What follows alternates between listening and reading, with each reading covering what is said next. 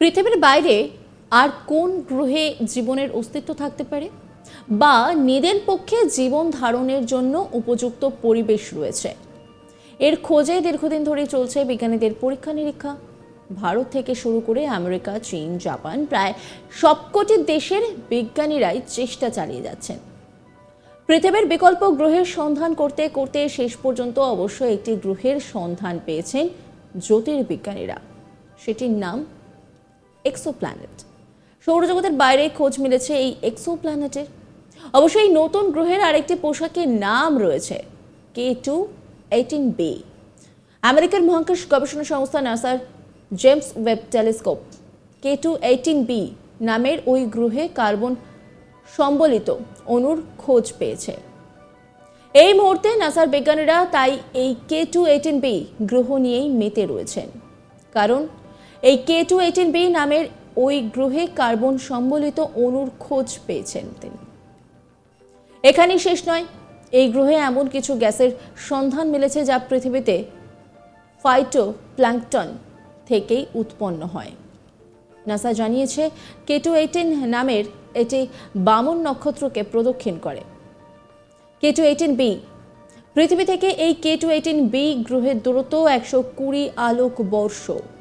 এই নতুন গ্রহের অবস্থান লিও নক্ষত্রপুঞ্জের মধ্যে। পৃথিবী থেকে আয়তনে গ্রহটি 8 গুণের বেশি বড়। এই নতুন গ্রহটি K2-18b গ্রহটিকে হাইসিয়ান প্ল্যানেট বলেও উল্লেখ করা হচ্ছে, কারণ বিজ্ঞানীদের অনুমান ওই গ্রহে বৃহদাকার মহাসাগর থাকতে পারে, তার বায়ুমণ্ডল হাইড্রোজেন সমৃদ্ধ হতে পারে। এই ধরনের পরিবেশ প্রাণ ধারণ সম্ভব বলেই মনে করেন বিজ্ঞানীরা। জানা যাচ্ছে এই এক্সোপ্ল্যানেট জেমস ওয়েব স্পেস টেলিস্কোপটি ডাইমিথাইল সালফাইড নামে পরিচিত একটি অণুর উপস্থিতি শনাক্ত করতে পেরেছে। এরপরে বিজ্ঞানীরা মনে করছেন এই এক্সোপ্ল্যানেটে জীবনের লক্ষণ থাকলেও থাকতে পারে। বিজ্ঞানীরা জানাচ্ছেন এই এক্সোপ্ল্যানেট পৃথিবী থেকে 120 আলোক বর্ষ দূরে রয়েছে। সেখানে বায়ুমণ্ডলে মিথেন এবং কার্বন ডাই অক্সাইড রয়েছে বলে জানা যাচ্ছে। এই দুই গ্যাসের উপস্থিতিতেই সেখানে জলের অস্তিত্বের সম্ভাবনা বাড়িয়ে দিয়েছে। কেমব্রিজ বিশ্ববিদ্যালয়ের গবেষক অধ্যাপক নিক্কু মধুসূদন জানাচ্ছেন, পৃথিবীতে ডাইমিথাইল সালফাইড বা ডিএমএস শুধুমাত্র জীব দ্বারাই উৎপাদিত হয়। পৃথিবীর বায়ুমণ্ডলের বেশিরভাগ অংশই সামুদ্রিক পরিবেশে ফাইটোপ্ল্যাঙ্কটন থেকে নির্গত হয়।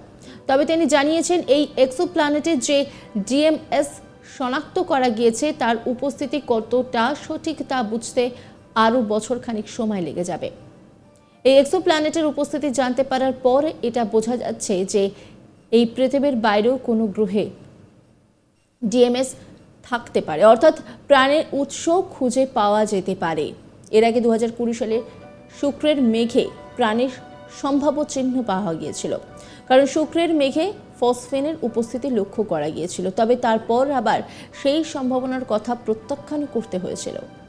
এই জেমস ওয়েব স্পেস টেলিস্কোপ দূরবর্তী গ্রহের বায়ুমণ্ডলের মধ্যে দিয়ে যাওয়া আলোক কণাগুলিকে বিশ্লেষণ করতে পারে। এবার সেই জেমস ওয়েব টেলিস্কোপ থেকেই জানা যাচ্ছে এই K2-18b এক্সোপ্ল্যানেটটি পৃথিবী থেকে 1.1 বিলিয়ন কিলোমিটার দূরে রয়েছে। সেখানে ডিএমএস ছাড়াও বর্ণালী বিশ্লেষণের মাধ্যমে মিথেন এবং কার্বন ডাই অক্সাইডের উল্লেখযোগ্য মাত্রা শনাক্ত করা হয়েছে।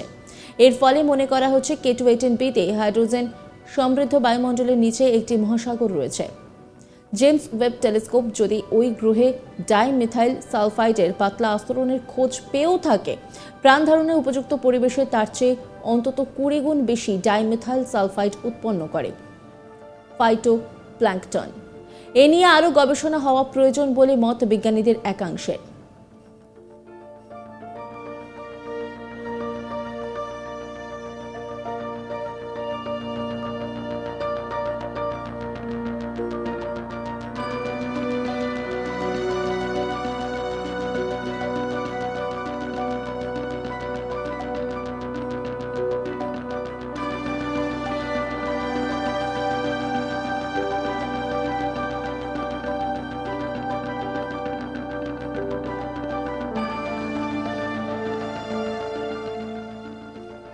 পৃথিবীর বাইরে আর কোন গ্রহে জীবনের অস্তিত্ব থাকতে পারে বা নিদেন পক্ষে জীবন ধারণের জন্য উপযুক্ত পরিবেশ রয়েছে, এর খোঁজে দীর্ঘদিন ধরেই চলেছেন বিজ্ঞানীরা। তারা পরীক্ষা নিরীক্ষা করছেন। ভারত থেকে শুরু করে আমেরিকা, চীন, জাপান, প্রায় সবকটি দেশে বিজ্ঞানীরা এই চেষ্টা চালিয়ে যাচ্ছেন পৃথিবীর বিকল্প গ্রহের সন্ধান করতে করতে শেষ পর্যন্ত অবশ্যই একটি গ্রহের সন্ধান পেয়েছেন জ্যোতির্বিজ্ঞানীরা।